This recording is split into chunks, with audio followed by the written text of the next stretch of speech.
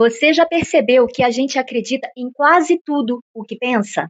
Como se cada pensamento fosse uma verdade absoluta? Isso vai dar errado, ninguém se importa comigo, eu sempre estrago tudo, eu não sou bom no que faço. E o mais assustador é que muitas vezes nem questionamos.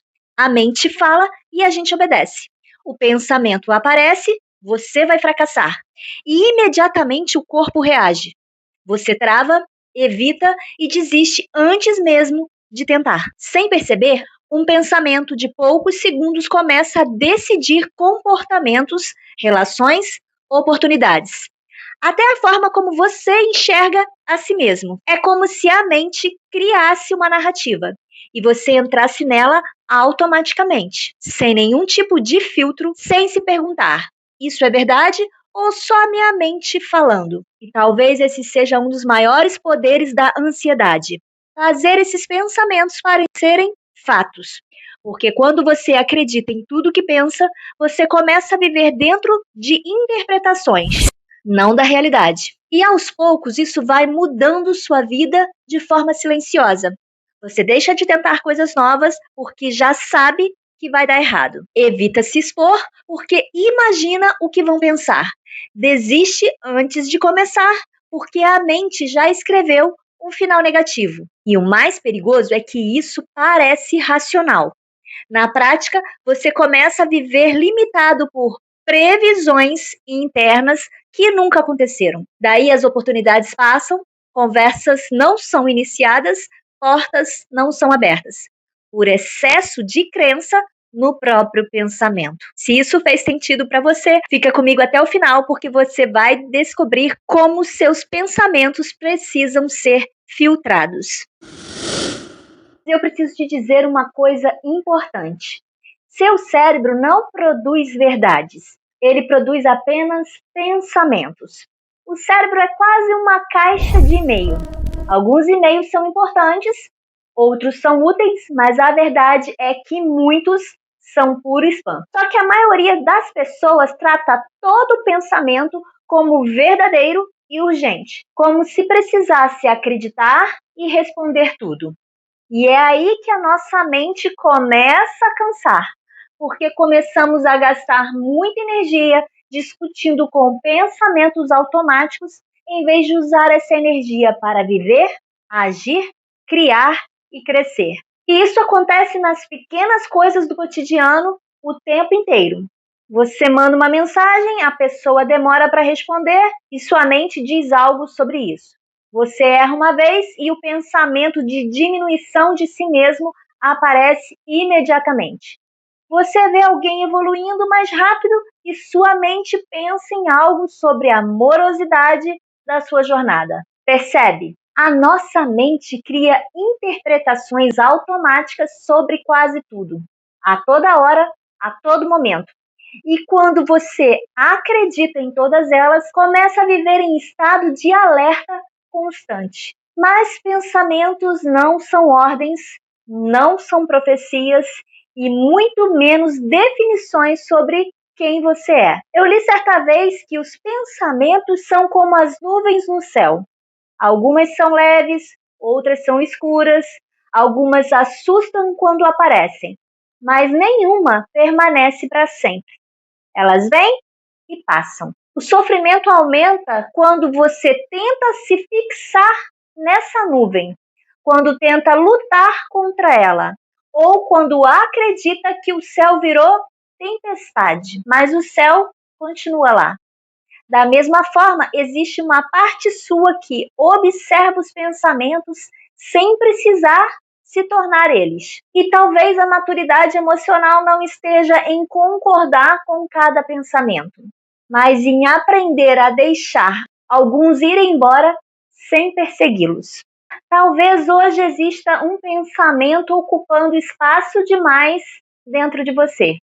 E o problema é que quando um pensamento se repete muitas vezes, ele começa a parecer verdade. Passamos verdadeiramente a acreditar nesse pensamento. Na psicanálise existe a ideia de que muitos pensamentos automáticos nascem de experiências antigas, medos inconscientes e marcas emocionais que carregamos sem perceber. Muitas vezes, a forma como você se enxerga hoje não nasceu do presente. Ela foi construída lá atrás, em experiências onde você se sentiu rejeitado, insuficiente, invisível ou emocionalmente inseguro. E sem perceber, a mente começa a repetir essas antigas sensações em forma de pensamento, como se estivesse tentando evitar que você reviva aquela dor outra vez. O psicanalista Winnicott dizia: é uma alegria estar escondido, mas um desastre não ser encontrado. E talvez essa frase explique muita coisa, porque muita gente aprende a se esconder emocionalmente para se proteger. Esconde seu potencial, sua autenticidade, sua criatividade, sua voz. Mas depois começa a sofrer justamente porque nunca consegue ser verdadeiramente vista. E aí cria-se um conflito interno. Uma parte quer crescer e a outra acredita que crescer é perigoso. Por isso, alguns pensamentos parecem tão convincentes. Eles não surgem do nada, eles carregam histórias, medos e mecanismos de defesa construídos ao longo da vida. Só que proteção demais também aprisiona. E chega um momento em que amadurecer emocionalmente significa perceber. Nem toda voz dentro da sua mente está dizendo a verdade sobre quem você é. Muitas vezes não é a realidade falando. É a parte ferida da sua história tentando evitar que você sinta dor outra vez. Talvez o medo de falhar, o medo da rejeição ou aquela sensação silenciosa de nunca ser suficiente. Então a mente cria estratégias de proteção. Melhor nem tentar. Melhor não se expor. Melhor permanecer onde é seguro. No começo isso parece cuidado, mas com o tempo vira prisão. Porque aquilo que um dia te protegeu emocionalmente também pode impedir seu crescimento. E é por isso que tantas pessoas permanecem paradas. Não por falta de capacidade, mas porque aprenderam a sobreviver se escondendo. Na psicologia positiva existe uma compreensão importante. A atenção funciona como combustível psíquico. Aquilo que você alimenta mentalmente tende a ganhar força dentro da sua experiência. Quando sua atenção fica presa apenas em medo, em erro, incapacidade, sua mente começa a interpretar a vida inteira através dessa lente. Mas perceba uma coisa importante: isso ainda é um pensamento, não um fato. Repito, pensamentos passam pela nossa mente o tempo inteiro. O sofrimento aumenta quando você transforma todo pensamento em verdade, identidade ou até destino. Porque nem tudo o que a mente diz merece comandar sua vida. Existe uma diferença entre escutar um pensamento e obedecer a ele. A mente humana produz facilmente medo, comparação, insegurança e cenários negativos o tempo inteiro. Isso faz parte da experiência humana, mas a maturidade emocional talvez seja perceber que você pode observar um pensamento sem transformar em verdade, sem transformar em identidade, sem transformar em destino. Porque um pensamento pode passar pela sua mente e ainda assim não definir quem você é. Existe uma técnica muito simples que pode ajudar.